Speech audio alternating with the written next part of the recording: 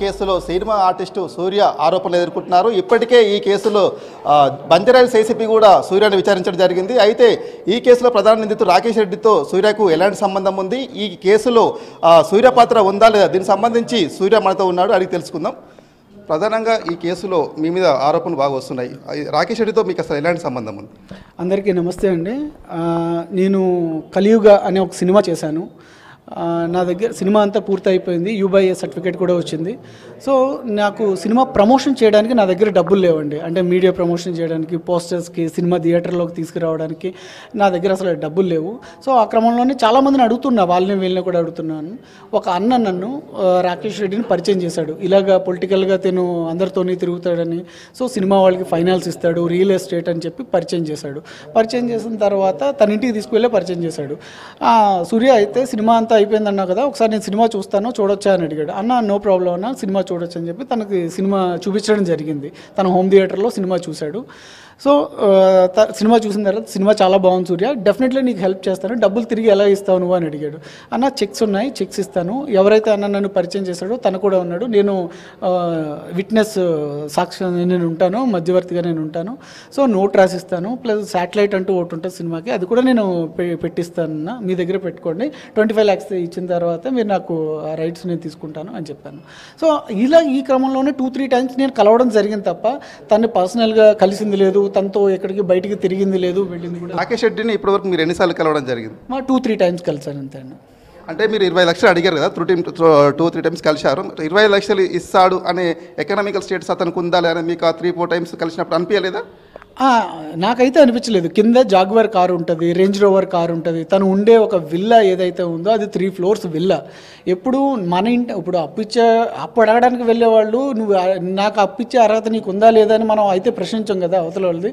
వాళ్ళ స్టేటస్ ఎలా బిహేవ్ చేస్తారు, మా అయితే 2-3 మాటలు మాట్లాడి ఇంకేంటమ్మా ఏంటి అవునా ఇస్తారని చెప్పాను కదా, ఎందుకు టెన్షన్ పెడుతున్నావు, నేను చూసుకుంటానని చెప్పాను కదా, ఈ రేంజ్లో ఇలా మాట్లాడి నన్ను ఎప్పటికప్పుడు పంపించేవాడు తప్ప అప్పుడు తను ఇవ్వగలడో లేడో అన్న పొజిషన్ నాకు అయితే ఎవరైతే పరిచయం చేశాడో అన్న ఒక రేంజ్లో బిల్డప్ ఆ ట్రాన్స్లో ఉండే నేను అడగడం జరిగింది తప్ప ఇస్తాడని నాకు తన స్ట్రాటజీ ఏంటో తన బ్రెయిన్లో ఏముందో మైండ్లో ఏముందో అన్నది నాకైతే తెలియదు. నేరం హత్య కేసు సంబంధించి మీరు లేడీస్ వాయిస్తో మాట్లాడుతూ మనీ కోసం ట్రాప్ చేసిన ఒక ఎలిగేషన్ మీద కూడా మీ మీద ఉంది.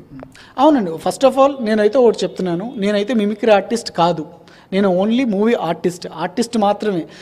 నా ఫోన్లోంచి కానీ రాకేష్ రెడ్డి ఫోన్తో కానీ ఇతర ఏ ఫోన్స్తో కానీ నేను లేడీలా మాట్లాడలేదు, ఒక లేడీ ఎవరి చేత అమ్మాయి చేత మాట్లాడించలేదు. మీరు కావాలంటే మీరు ఎలా అయినా సరే ఒకసారి ప్రూవ్ చేయండి, మీరు ఏమంటే అది నేను చెప్తున్నాను కదా. ఈ హనీ ట్రాప్కి నాకు అయితే ఏ విధమైన సంబంధం లేదండి. అసలు నేను జయరామ్ గారిని చూసింది, మాట్లాడింది, అట్లీస్ట్ ఫోన్లో కూడా మాట్లాడింది అయితే లేదండి. చివరి ఏ డేట్ కలిసారు రాకేష్ రెడ్డి? మీరు చివరిగా కలవడం రాకేష్ రెడ్డిని 30th కలిసానండి. 30th మార్నింగ్ కలిసాను నేను. పోలీసులు మిమ్మల్ని ఏ పర్పస్లో స్టేషన్ పిలిపించడం జరిగింది? అదే అండి, కాల్ లిస్ట్ చూశారు, అందులో రాకేష్ రెడ్డి కాల్ లిస్ట్లో నా నెంబర్ ఉంది. నాకు తెలిసి వాయిసెస్ అన్నీ కూడా ఖచ్చితంగా సార్ వాళ్ళు వినే ఉంటారు. సో ఆ పర్పసే ఏం జరిగింది ఏంటి, అసలు నువ్వు ఎందుకోసం కాల్ లిస్ట్లో ఉన్నావు, అసలు ఏంటి, నువ్వు ఎందుకు తిరుగుతున్నావు, రాకేష్ రెడ్డికి నువ్వెందుకు ఫోన్ చేస్తున్నావు అని చెప్పి పిలవడం జరిగింది. సో నేను ఇలాగా నా మూవీకి సంబంధించిన ట్రైలర్స్ కానీ ఎవ్రీథింగ్ అన్నీ కూడా నేను చూపించాను, ఇలా సినిమా చేశాను సార్, మొత్తం అంతా ఇది నేను ఒక 25 lakhs నా దగ్గర ప్రమోషన్కి కలియుగ సినిమాకి లేకపోవడం వల్ల నేను తన చుట్టూ తిరుగుతున్నాను సార్, అదిగో ఇదిగో అని ఎస్కేప్ చేస్తూ ఉన్నాడు. సో ఆ విధంగానే నేను కలవడం జరుగుతుంది సార్ అని ఎవ్రీథింగ్ డీటెయిల్స్ అన్ని కూడా సార్ వాళ్ళకి నేను సబ్మిట్ చేశాను. రాకేష్ రెడ్డి ఈ కేసులో నాగేశ్వర రౌడ్ షీటర్ తర్వాత ఇంకో వ్యక్తి కూడా సపోర్ట్ కూడా తీసుకొని వాళ్ళకి మనీ ఆశ పెట్టి కూడా ఇందులో సపోర్ట్ తీసుకోవడం జరిగింది. ఆ విధంగా కూడా మీరు కూడా మనీ ఆశ పెట్టి కూడా మీ సపోర్ట్ కొద్దిగా ఇండైరెక్ట్గా తీసుకుంటున్నారు అనుకోవచ్చా? 100% అనుకోవచ్చు. ఎందుకంటే నేను సినిమా చూపించాను, వాడు నాకు ఏదో ఆశ పెట్టి డబ్బులు ఇస్తానన్నది వేరు. నేను నా సినిమా చూపించి సినిమా కోసం నేను గత 2 నెలల నుంచి వాడితో తిరుగుతున్నాను. దాన్ని ఫోన్ కానీ మెసేజెస్ కానీ ఎవ్రీథింగ్ ఉన్నాయి. నాకు డబ్బులు ఆశ పెట్టింది ఎలాగా, నాకు సినిమాకి అప్పిస్తాను అని చెప్పి ఆశ పెట్టాడు తప్ప ఏదో ఒక మనిషిని ఇది చేస్తారంటే నేను అసలు ఖచ్చితంగా అలాంటి జోలికి వెళ్ళను. I'm very middle class.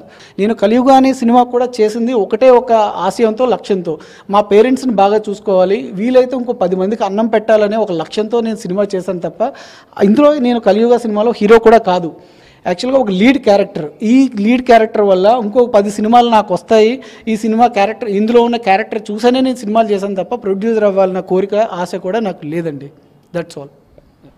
చూడాలి. ఈ కేసులో సూర్య చెప్తున్నారు, ఈ కేసులో 20 లక్షల కోసమే రాకేష్ రెడ్డితో పరిచయం అయింది. అందులో అడుగుతానికి చాలా ఆయన 2-3 టైమ్స్ కలిసి చెప్తున్నారు. చివరికి పోలీస్ ఇన్వెస్టిగేషన్లో ఇతనికి సాక్షిగా పెడతారా చివరికి, లేకపోతే మరికొన్ని ఆధారాలు సంపాదించిన తర్వాత కూడా ఆయన అక్యూజ్గా పెడతారనేది కూడా ఫర్దర్గా చూడాల్సిన అవసరం ఉంది. కెమెరా పర్సన్ ప్రభాకర్తో రవికిరణ్, V6 హైదరాబాద్.